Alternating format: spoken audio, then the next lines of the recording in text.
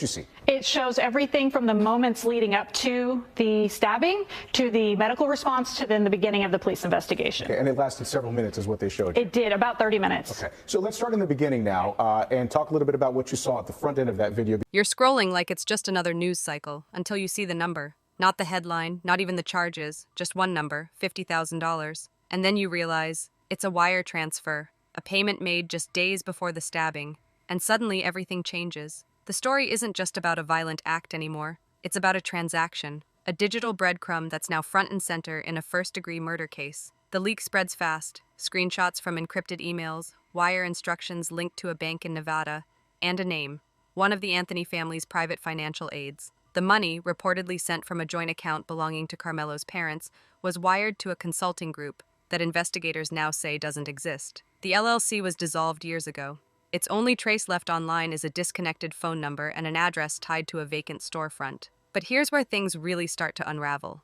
The date of the transfer. It landed in the recipient's account exactly 72 hours before the stabbing occurred. Too close for coincidence, too structured for panic. Sources inside the investigation say the payment may have been labeled as a retainer, but there's no contract, no service agreement, just a memo line that reads, "Final piece." That two-word phrase has law enforcement scrambling to connect the dots. Was it a payoff, a silencing fee, or something far more deliberate? And now, with charges officially filed, prosecutors are pointing to the $50K trail as evidence of intent, suggesting that the act was planned, funded, and executed with help. You think about that phrase again, final piece, and then the question becomes, if the money wasn't for murder, why did it show up right before one happened? You start wondering who leaked it. The wire trail didn't just appear out of nowhere. Someone on the inside had access. Bank staff, legal aid, maybe even a family member. The screenshot that set the internet on fire wasn't from a press release or police report. It was raw, cropped from a desktop,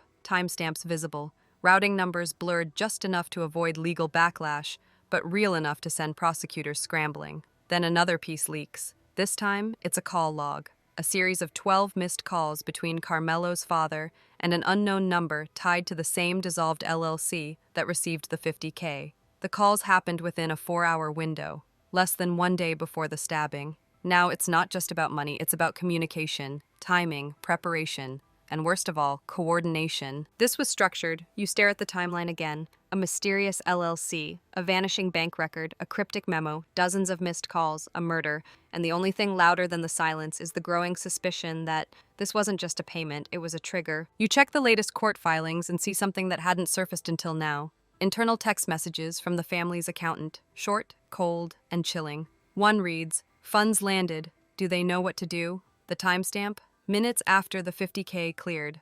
That message alone has prosecutors asking whether this was more than just a paper trail. It was a playbook. And you're not the only one noticing it. Defense attorneys are now scrambling to argue that the payment was for legal strategy consulting, but the company that received the funds has no record of providing legal services. No clients, no contracts, no physical office. The only name tied to the LLC? A man who died in 2018. How does a dead man run a consulting firm? How does a defunct LLC receive a perfectly timed $50,000 transfer days before a murder? That's exactly what federal investigators are trying to answer. And it gets worse. Phone triangulation data reveals that Karmelo's parents were both in the exact area where the LLC's mailbox drop was registered, just 24 hours before the stabbing. Surveillance footage reportedly shows their car parked outside a nondescript strip mall for 17 minutes. No shopping bags, no receipts, no explanation. To prosecutors, it's not just about proximity. It's about pattern, a payment, a visit, a murder, all within 72 hours. And while the defense tries to bury it under legal semantics, the public has already drawn their conclusion, because nothing about this feels accidental. Not the number, not the message, not the timing. So now the real question becomes, if this wasn't a murder for hire, why does every move look like one? You don't even flinch when the news alert hits. Federal agents are now reviewing past financial records dating back 6 months before the stabbing, because by now, you know this wasn't a one-time mistake. This was layered, stacked, intentional. And the $50K? That was just the final move, the closing act in a much longer performance. A whistleblower inside the bank system, speaking anonymously, tells reporters that this wasn't the only transfer. Over the past few months, multiple smaller amounts, 7K, 12K, 18K, were quietly moved out of the same account tied to Karmelo's parents, all sent to shell accounts, all routed through dead-end LLCs with no websites, no tax filings, no history. Until now, no one had a reason to notice. Now the narrative has shifted from a grieving family under fire to orchestrators of a digital trail that could prove conspiracy. And you're left asking yourself, if the parents weren't hiding anything, why move money like criminals before a murder even happened? You think back to the press conference, the one where Karmelo's parents stood in front of microphones holding hands, faces pale, saying they were devastated by the accusations. At the time, it felt real, raw even. But now, after the wire transfer, after the LLC, after the encrypted message that read, "They know what to do," you're left wondering if the performance was part of the plan too.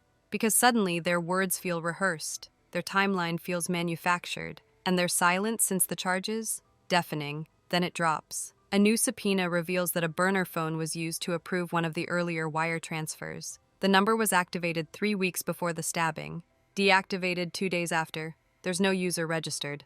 But the purchase was made with a prepaid Visa card at a convenience store 6 blocks from the Anthony residence. Now the case isn't just about a wire trail, it's about a paperless strategy to erase any trace of planning. And prosecutors are calling it financial triangulation, the kind used by drug traffickers, fraud rings, and organized crime families, not suburban parents from a gated community. But that's what makes this case so dangerous. Because nothing about it looks like crime until you look close. The polished legal team, the quiet bank moves, the staged media silence, all of it choreographed to give the illusion of stability. But underneath, it's panic, it's planning, it's cold. And now, with every leak, every subpoena, and every traceable mistake, they're being exposed. So now you start to ask yourself something uncomfortable. What if the most dangerous people in this case weren't hiding in the shadows? What if they were standing in front of the cameras the entire time? You scroll past the headlines and stumble onto a deep dive post, one that pieces together every known payment, every burner call, every suspicious movement.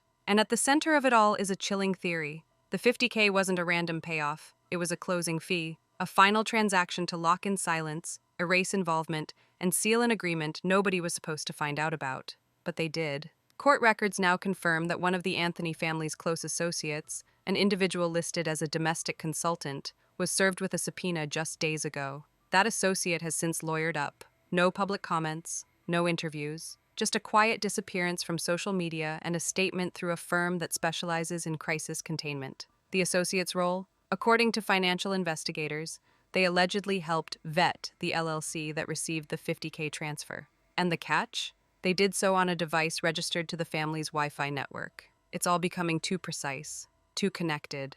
This wasn't panic. This wasn't grief. This was a network, tight, deliberate, and surgical. And now prosecutors are quietly floating the possibility that the stabbing wasn't just emotionally charged. It may have been contractual. Investigators are asking whether the crime was meant to silence someone, protect a larger secret, or prevent a key witness from coming forward. If the $50K was the trigger, what was the motive? What was worth that kind of risk? The silence from the Anthony family grows louder by the day. The public has stopped giving them the benefit of the doubt, and the prosecution is treating this like a web, with every person, every payment, and every move feeding a larger conspiracy. And you can't help but ask. Instead, they pivot.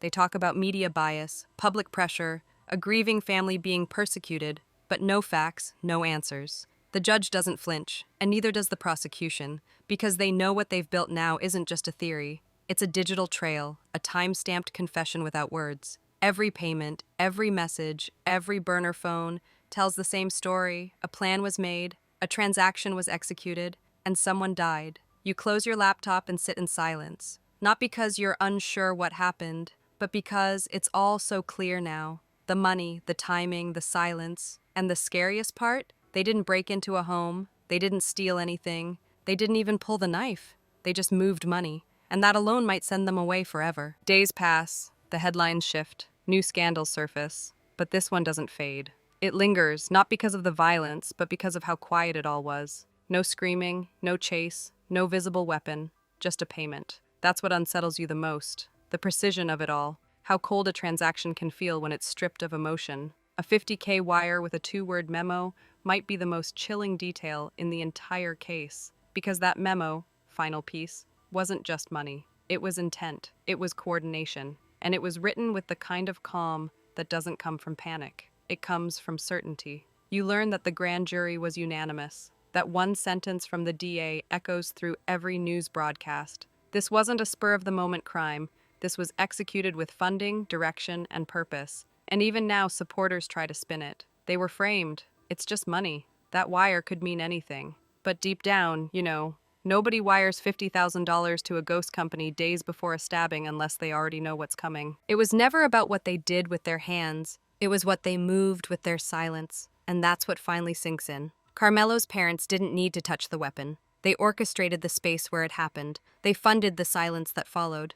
They buried the truth under LLCs and private bank codes. And still, they showed up in court in pressed suits and calm expressions. Because when you think you've cleaned the crime with money, you forget, money leaves a trail too.